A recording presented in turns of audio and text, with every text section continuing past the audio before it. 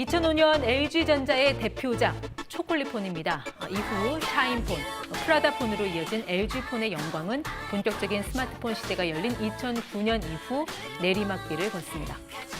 지난해 야심차게 출시한 윙도, 올해 선보인 이 롤러블 폰도 날개를 펴지 못한 채 결국 오늘 스마트폰 사업 철수를 공식 발표했습니다.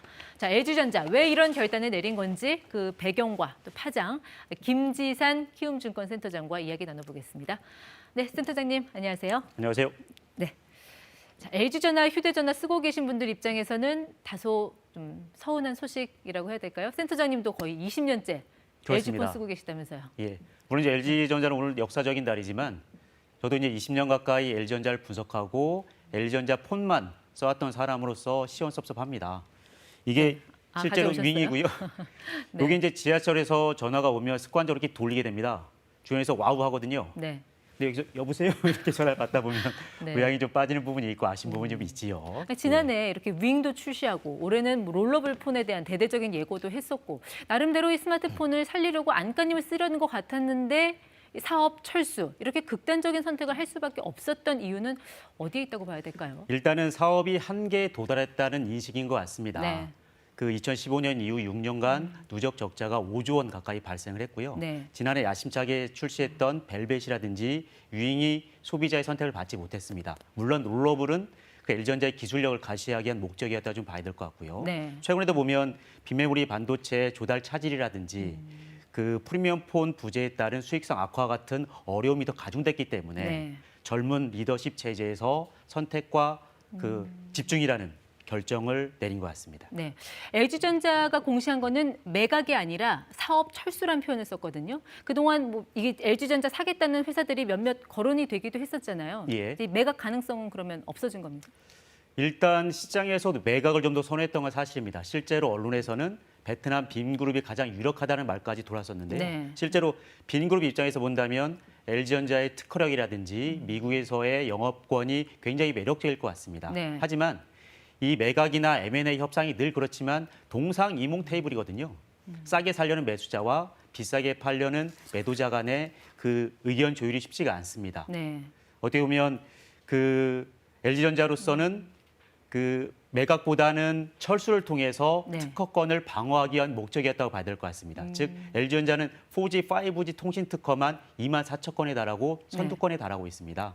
이 특허를 기반으로 네. 향후 사물 인터넷이나 그 자율주행, 그다음에 로봇, 그 인공지능 같은 미래 사업 경쟁력 강화에 투자하고자 하는 목적이었다고 생각이 듭니다. 그동안 스마트폰 하면 LG전자에서는 뭐 아픈 손가락이라고도 했었고 기업 어떤 가치를 훼손하는 가장 큰 고질적인 요인이었잖아요. 이 리스크가 해소가 됐으니까 기업 가치에는 어떤 영향을 미칠 걸로 보세요? 좀 재평가 움직임도 있을 것 같고요. 그렇습니다. 사실 뭐 그 LG전자 투자들이 제일 원하는 거는 스마트폰의 리스크 해소와 그 자동차 부품의 흑자 전환, 턴어라운드 스토리인데 이게 이 두 퍼즐이 맞게 이렇게 맞아지는 시점이 왔거든요. 네.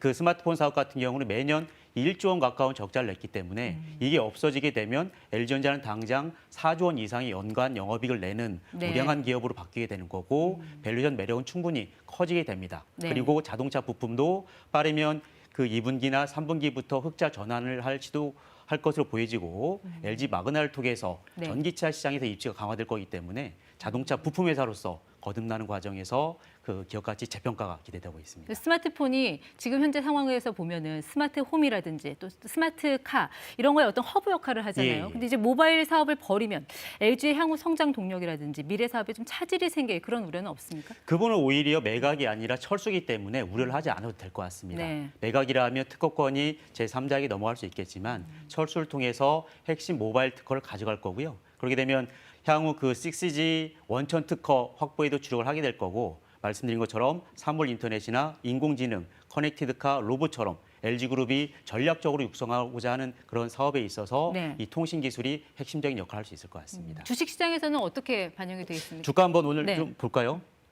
사실 이게 기업 가치 재평가라는 측면에서 보면 대형주 호재라고 좀 보여지지만 어떻게 보면 주가는 미리 좀 선행적으로 좀 반응한 측면이 있어 보이고요. 오늘은 약간의 오해도 있었던 것 같습니다. 즉, 네. 그 휴대폰 사업을 중단하게 되면 대규모 일회성 비용이 발생하느냐라는 우려가 있었던 것 같은데 사실 지금 상황은 LG전자가 정상적으로 스마트폰을 만들고 파는 게 더 위험이 크다라고 봐야 되고요. 네. 판매 부진이나 재고에 대한 위험이 발생할 수 있지만 지금은 선제적으로 휴대폰 생산을 많이 줄여왔고 재고도 굉장히 적어진 상태이기 때문에 네. 그 스마트폰 사업을 중단함에 따른 추가적인 비용 우려는 하지 않아도 될 것 같습니다. 업계에 미치는 영향은 어떨까요? 지금 시장 점유율을 보면은 일단은 삼성 그리고 아이폰 그다음에 LG전자가 한 10% 되었단 말이죠. 이 LG전자의 빈 자리는 누가 차지하게 될 걸로 보세요? 일단 누가 뭐 간사이가 LG전자가 어딜까요? 글로벌 시장 점유율이 1.5%에 그치기 때문에 큰 영향이 없을 건데 국내에서는 큰 의미를 가지게 되지요. 네. 물론 이렇게 보게 되면 그 LG전자의 점유율은 두 자릿수인데 상당 부분은 삼성전자가 흡수해 갈 것 같습니다.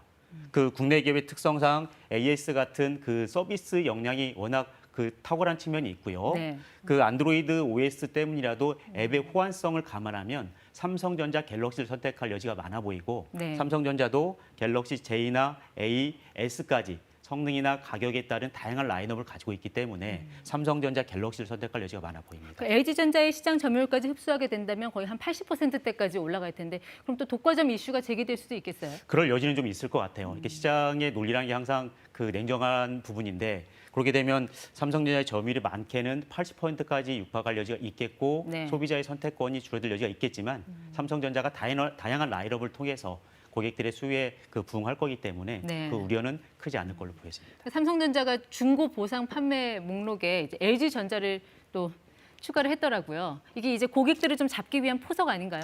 근데 저같이 LG폰만 썼던 사람들이 어쩔 수 없이 갤럭시로 넘어갈 가능성이 좀 많아 보이는데요. 다만 그 LG폰을 쓰는 고객들도 크게 우려하지 않아도 되는 거는 그 스마트폰 수명 보통 3년, 4년 정도면 바꾸게 되거든요. 네. LG전자가 이번에 휴대폰 사업을 그만두더라도 그 기간에 해당되는 만큼의 부품 재고는 확보한 상태이고 소프트웨어 업그레이드 지속하겠다는 입장이기 때문에 오히려 지금까지 LG전자 폰을 싸게 사는 것도 하나의 현명한 방법일 것 같습니다. 앞서 보셨듯이 한때 글로벌 휴대폰 시장에서 LG가 세계 3위에까지도 예. 오른 적이 있었잖아요. 이렇게까지 된 가장 큰 실책은 어디에 있다고 보세요? 그 애플이라는 창조적 파괴자가 나타났고 게임의 룰이 바뀌었는데 LG전자의 대응이 늦었기 때문인 거죠. 우리 네. LG전자 휴대폰의 영업이익이 뭐 구체적으로 보여주는 모습이지만 한때 아이폰이 시장을 지배하기 전에 초콜릿, 프라다, 샤인으로 이어지는 라인업에서 상당한 이익을 누렸었지만 그 이후에 보게 되면 누적 적자가 좀 확대되는 모습인데요. 네. 그 결국 이제 하드웨어를 잘 만드는 싸움이 아니라 앱 개발자를 중심으로 하는 생태계 싸움으로 바뀐 거고 네. LG전자는 소프트웨어에 대한 투자가 미흡했기 때문에 운영 체제를 최적화하고 소프트웨어를 차별화하는 데 실패했다라고 봐는 게 맞을 것 같고 네. 그러면서 소비자의 선택을 받지 못한 것 같습니다. 이런 쓰라린 경험이 있었으니까 앞으로 LG전자가 그동안에 보유한 그 스마트폰의 소프트웨어 기술을 어디에 좀 중점적으로 활용을 할 걸로 보세요? 일단은 그 선택과 집중이라는 말씀을 드렸는데요. 사실 그 자동차 부품은 LG가 굉장히 잘할 수 있는 영역입니다. 네. 그 어차피 전기차라는 거는 배터리하고 모터로 굴러가게 되는 건데 배터리와 모터 경쟁력이 가장 앞선 게 LG그룹이거든요. 네. 배터리는 말할 것도 없고 세탁기 LG게 제일 좋잖아요. 세탁기 모터가 자동차로 가게 되면 전기차 모터로 된다고 생각하셔도 될 것 같아요. 네. 그만큼 그 자동차 부품에서는 그 충분한 경쟁력을 가지고 있고 향후에 그 LG 마그나라는 또 합작법인이 새로 출범하게 되면 그 애플카 진입 가능성까지가 좀 거론되고 있으면서 네. 고객 다변화라든지 그 제품 포트폴리오 확대라는 측면에서 큰 시너지가 있을 걸로 좀 보여지고요. 그렇게 되면 LG전자는 앞으로 그 자동차 부품을 중심으로 네. 그 성장 동력을 키워갈 것으로 보여지고요. 뭐 우리 쉽게 말하면 스마트폰에 바퀴를 달면 전기차는 얘기 많이 하거든요. 네. 전기차, 스마트카 쪽에서 LG그룹이 충분한 역량을 발휘할 수 있을 것 같습니다. 네. LG전자의 스마트폰 사업 철수에 따른 시장 파장, 지금까지 김지산 센터장과 짚어봤습니다. 고맙습니다. 고맙습니다.